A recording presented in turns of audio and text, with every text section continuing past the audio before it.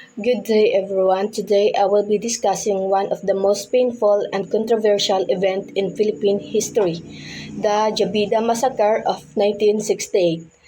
This is not just a story about the past, this is a story about betrayal, injustice, and the birth of Bangsamoro resistance. Let us understand what really happened and why it still matters today. The Jabida Massacre is considered one of the darkest events in Philippine history. It happened on March 18, 1968, and it took place on Corregidor Island, a place we usually associate with heroism during World War II. But instead of heroism, what happened there was a killing of young Tausug and Sama Moro men during the administration of President Ferdinand Marcos. This incident later became a turning point. It awakened Bangsamoro consciousness and resistance. So, who were the victims? There were young Moro men, mostly from Sulu and Tawi-Tawi. Most of them were poor, unemployed, and had limited opportunities. When the government offered them recruitment, they were promised a salary, a military rank, and most importantly, a better future. Because of these promises, they agreed not knowing what would really happen to them. Before Jabida even happened, the Bangsamoro people were already experiencing discrimination, poverty, and political neglect. There was already a long-standing distrust between the Bangsamoro and the central government. At the same time, there was an ongoing territorial dispute over Sabah between the Philippines and Malaysia. All of these tensions created the background that made Jabida possible. Operation Merdeka was a secret military plan of the Marcos government. Its main goal was to reclaim Sabah from Malaysia. The word Merdeka means freedom in Malay, but ironically, the recruits never experienced freedom. The Moro recruits were trained as special commandos, and the entire operation was kept hidden from the public, even from Congress.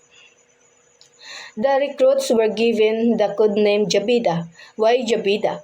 The name came from Moro folklore referring to a beautiful and attractive woman. The military used this name to make the mission sound appealing, something heroic and honorable. Training first started in Camp Sofia, Simonol, Tawi-Tawi, then later they were secretly transferred to Corregidor Island. Life during training was far from what was promised. They received no salary, their food was mostly dried fish. They experienced harsh discipline and abuse. While the commanders lived comfortably, the recruits suffered in hunger and hardship. This unfair treatment raised questions among them. Eventually, the recruits discovered the truth. They were being trained to invade Sabah and possibly fight fellow Muslims. Because of this, many of them refused to continue. They decided to write a petition to President Marcos, complaining about the abuse and broken promises. But the petition never reached Malacanang. Why? Because the petition had to pass through the chain of command. The problem was the commanders they complained about were the same people blocking it. They stopped the petition to keep Operation Merdeka secret and to protect themselves. On March 18, 1968, the recruits were taken out of their barracks in small groups. One by one, they were executed by members of the Armed Forces of the Philippines. The number of victims remains unclear. Estimates range from 28 to over 200. The government denied responsibility, and despite investigations, no one was convicted. Corregidor Island is known as a World War II national shrine, a symbol of Filipino bravery.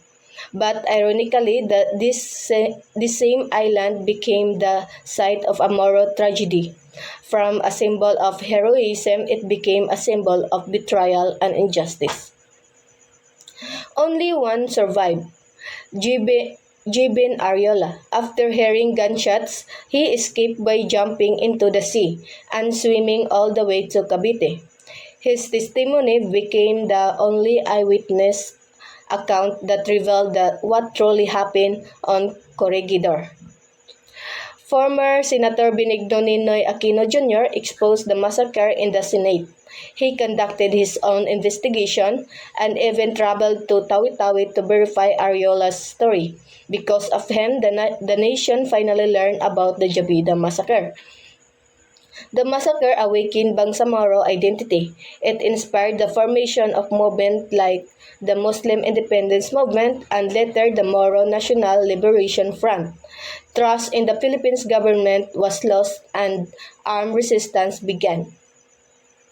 The Jabida massacre led to decades of conflict in Mindanao. It straightened calls for self-determination, justice, and recognition. Until today, Jabida remains a symbol of oppression. Investigations were conducted, yes, but no one was jailed. Why? This happened during the Marcos administration when Marcos had strong control over the military, the courts, and investigations. The AFP members involved were protected by the government. Witnesses were afraid, silenced, or intimidated. There was no independent court strong enough to convict the military. Justice was blocked by power and politics, not by lack of evidence. Every March 18, the Bangsamoro remember the victims of Jabida. It is a reminder of injustice, struggle, and resistance, and a call to never forget what happened. The Jabida massacre is not just history, it is a symbol of betrayal, injustice, and the struggle for dignity. It reminds us of the importance of human rights, cultural respect, and genuine peace. Only by understanding the past can we move forward toward a more just future.